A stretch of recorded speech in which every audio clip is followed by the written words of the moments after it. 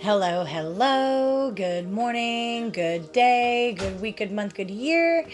I'm here today to talk to you guys about anxiety. Anxiety is something that seems to plague most of us. Whether you're sitting on the couch and beating yourself up about things you did in the past, or being held to gripping terror, thinking about the future, or if you're somebody that gets into social situations and wants to scratch their own eyeballs out, or would really rather sit in the corner and read, or if you're just one of those people that overall feels a little bit on edge.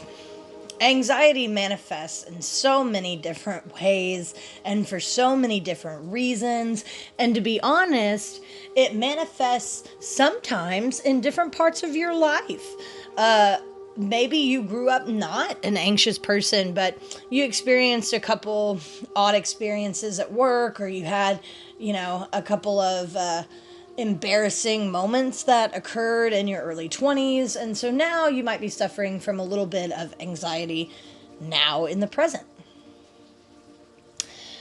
I too have suffered from anxiety, more so in different parts of my life and then less in others.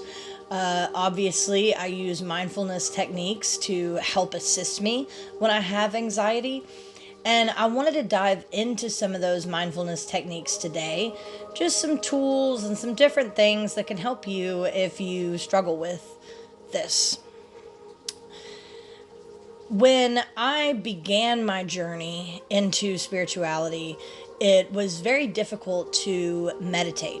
And as I've gone about, I've visited with people about meditation, and I've found that most people that need it the most struggle to do it the most. And it's usually because the anxious thoughts are sitting there waiting for you. So if you sit down and you chill out on a meditation pillow and you try to look inward, all you see is this giant screen of anxiety, thus making meditation almost a stressful and painful place or experience. Because without the proper training, you don't know how to navigate those thoughts or how to shift them to a different line of thinking, or even how to blank the thoughts entirely. One thing that can be really helpful if you're just trying to get inside your own mind without being berated by symptoms of anxiety is going to be to try a guided meditation instead of a silent meditation. Silent meditation is always really attractive to people. They love the idea of blanking their thoughts, but I'll be honest, I did guided meditations for 2 years before I hit a point that I could meditate by myself, blank my thoughts, and be able to rest in my own mind. Does that make sense? So, the guided meditations. When you start doing the guided meditations, I'm somebody that I'm always trying to figure out how you're doing this. Does that make sense? So if I go get a massage, I'm thinking about what kind of tools are being used because that feels good. Where's the origin and insertion of that muscle? I'm analyzing the way things are performed so that I can recreate it or I can learn it. Just because life is applied learning. So I got off track.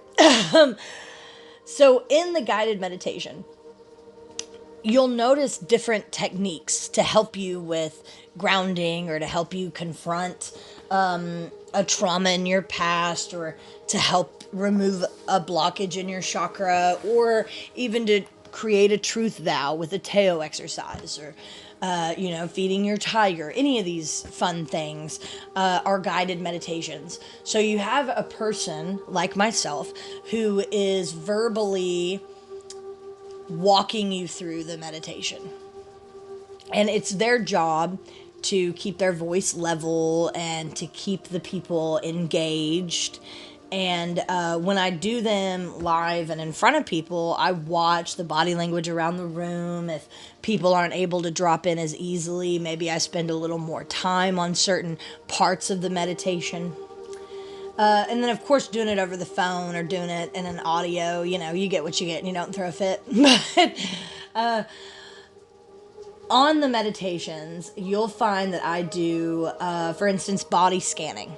Okay, that's where I work my way through your body. So I talk about the top of the head and the nose and the lips and the neck, and I walk all the way down. And to people who can't rest or settle easily, it's probably infuriating to hear. It's designed so that you begin to scan those parts of your body for feelings of discomfort or irregularity. And then you're able to bring your awareness there, send love there, do whatever the exercise is. So there's body scanning.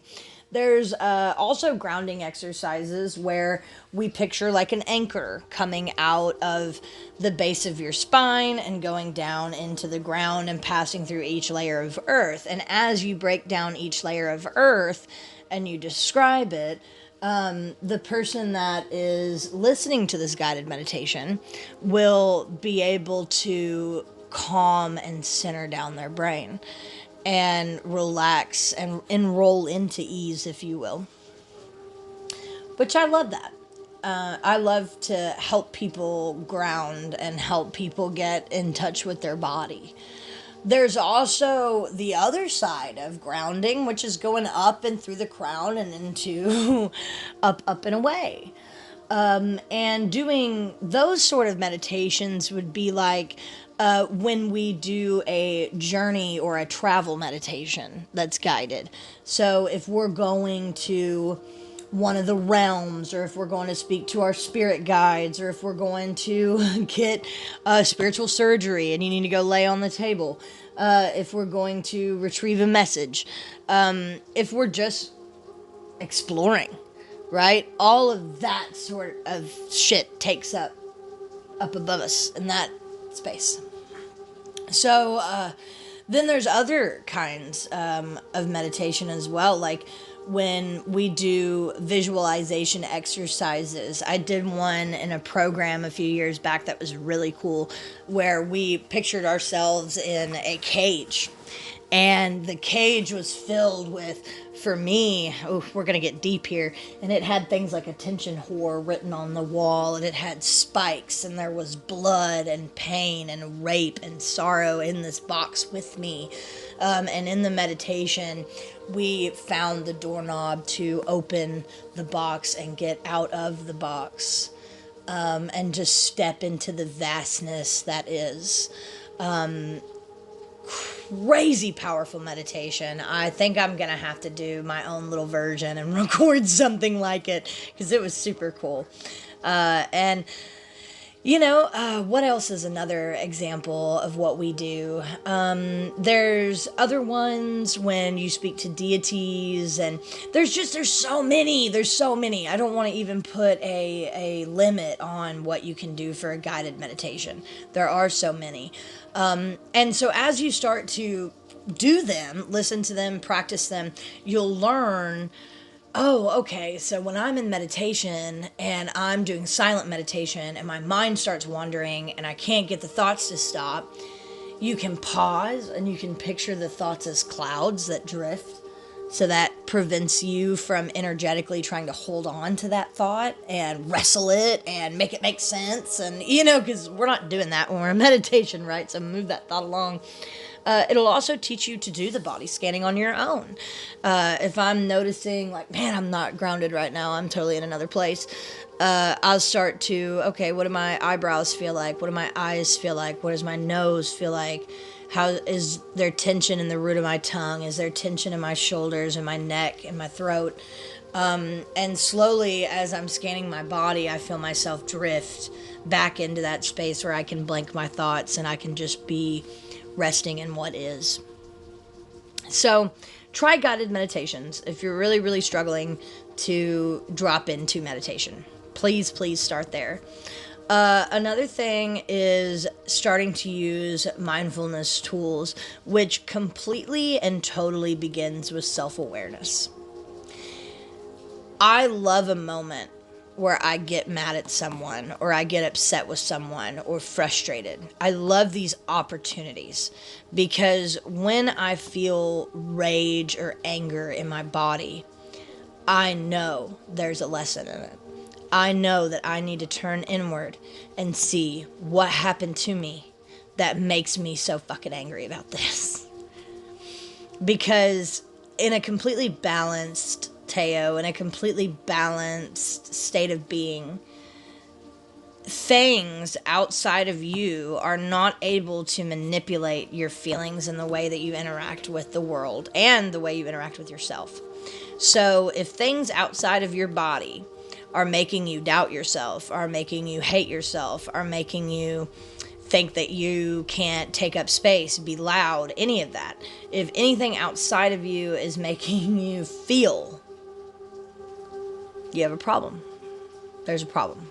There's a problem there. Deep problem. So the first step in mindfulness is self-awareness. If you get upset, what do you own out of that? And if something outside of you repeatedly and routinely makes you upset, why are you still around it? Why do you allow it to exist and take up space within you? Because it doesn't have to. The only thing that's consistent is you, and then probably your children, right? Your dependents. Those are the things that you must care for, that you must have in your space and around you. Other than that, things can be expelled. They can be pushed out. They can be moved. They can be energetically transferred. Lots of things can be done with the things if they're repeatedly upsetting you. So, start there. If you're finding yourself getting triggered or upset, you need to identify the trigger. Identify the trigger. And body scanning helps with this. So when you're doing the meditations and you're realizing, oh, when I'm angry, I get a big ass ball of hate in my solar plexus. Oh, when I'm angry, my mouth goes dry, my jaw clenches up, the root of my tongue gets stiff. If you can identify these things, then you have somewhere to start. You have somewhere to start. I know I'm about to get mad probably minutes before it actually happens. I feel heat rush down my spine. I feel my shoulders ball into this tight little fit. And I feel my throat close because I've been suppressed in this life. So when I feel angry, I feel silenced. I can identify and recognize all those things. So the minute that I feel that inside my body, I stop. Where'd that come from? Where'd that come from? Let me use a really helpful example here of something that made me angry recently. So my mother had a surgery, and it was an elective procedure. And I went to go help her with this aftermath, if you will. And I was there helping her, and she required a lot of hands-on help and attention, and it was very involved. And, my mother really let some terrible things happen to me when I was young. And as a woman, we can hold that against our mom almost worse than we hold the abuse from the man that they were with against us. You know what I'm saying? Like, we don't really, we harbor most of that anger to our mother. How could you let this happen? And I say me and some of my circle. It's hard to let go of mom letting things occur to you. So while I was there and while I was helping and doing my thing, I battled those thoughts quite a bit. I had these thoughts come in that were, oh, she didn't help you when you were young. Oh, She didn't protect you. Oh, she wouldn't have done this for you. Why are you doing this for her? And I felt the thoughts before they came, and I could recognize that this was not the time, this was not the moment. We're only in the present moment. I can't go back. I can't do anything about that. When that happened, I can't fix it. The only thing that I can do is move better than the people around me moved. Now, that doesn't mean I let people obliterate my boundaries. But I do show up, and I do help, and I do pitch in when I can, when time allows, and when my cup is full and I'm able. I do. But I could recognize those thoughts. I could feel it in my body. I could recognize why they were here. And when I had a moment to myself, I sat down and I did the feeding your white tiger Teo exercise, and I just let that tiger roar its ass off, because that is a part of me that is so hurt and so saddened.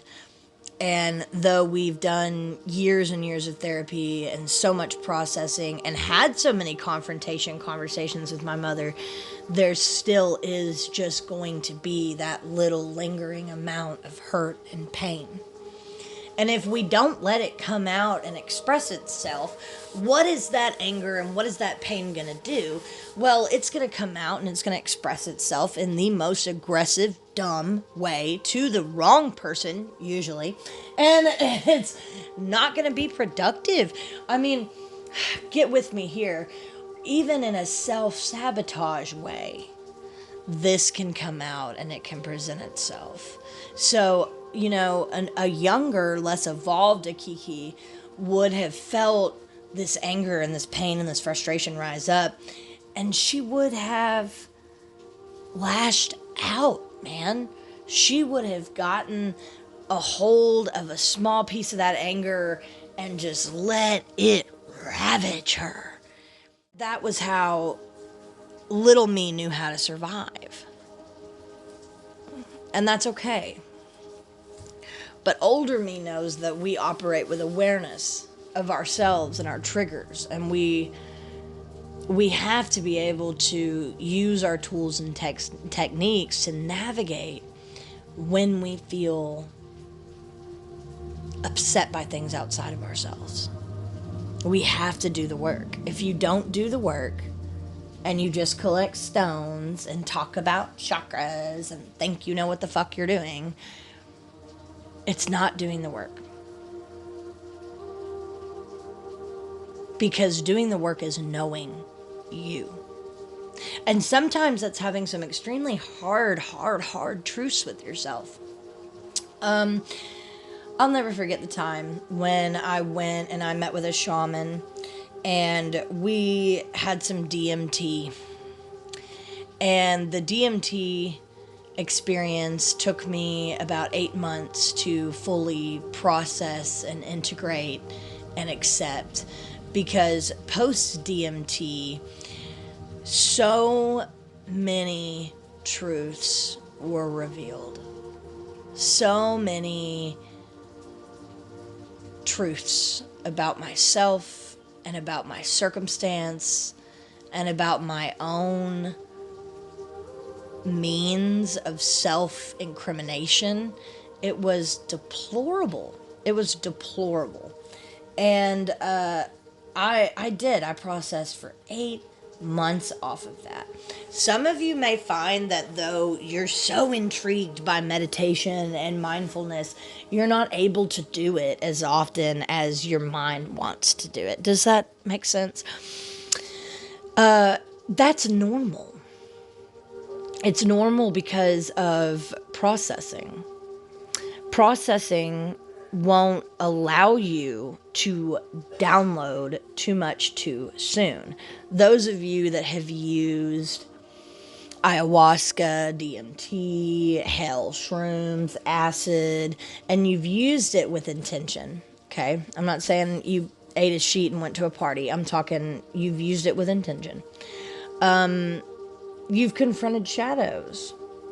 A dark trip is when you confront a shadow that you're not ready to see. Went too deep. Even trips like that can take a long time to process. I know some people that tripped in their 20s and processed it in their 30s because they kept running. We have to take the time to acknowledge, learn, accept, process, apply. That's what we have to do to raise the collective. So it starts with mindfulness. It starts with self-awareness. Self-awareness then can lead into some form of mindfulness techniques and spiritual practice, which are one and the same. Spirituality is just being in touch with yourself, which begins with mindfulness. People have just spiritual vomited on it, which is silly. I mean, don't get me wrong. I love religions, and I love learning about different religions and the way that faith is expressed, but true spirituality is learning about yourself, and not just yourself in this lifetime, but in previous lifetimes. And that doesn't mean that I was reincarnated as a rat and I need to remember how that rat lived their life. What that means is that you've lived different lives in every single face that you've interacted with, and we're all part of the collective. So interacting with these other faces is just like interacting with yourself. And in those different lifetimes, you've shown up differently, right? I've worn a face in every play, right? I have some people walking around with memories of me as a fun-loving hippie. I have other people walking around with an image of me as a hard-ass business owner. I have other people walking around with the mentality that I'm a good mom, or I'm a bad mom, or I'm a good partner, or I'm a bad partner, or I'm, deeply intrinsically thoughtful, or I'm a humongous dumbass. Like, everyone walks around with these different realities of you. And those are your lifetimes. Those are what you have to address so that doesn't continue to live on in their mind. Make sense? Well, I think I've mumbo-jumboed on here enough for the time being. If you're dealing with anxiety, start with guided meditation, movement meditation, yoga, walking, something. Work on building your realm one. That's going to help you have your comfort space within your own mind. And it helps to be able to go back there when things get a little darker, murky in the mind. And I'm going to keep doing my thing. So if you like it, good. If you don't, bye.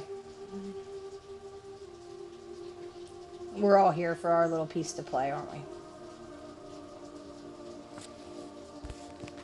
Love, love, love, love, love, love, love, love, love, love, love, love, love, love, love. Namaste.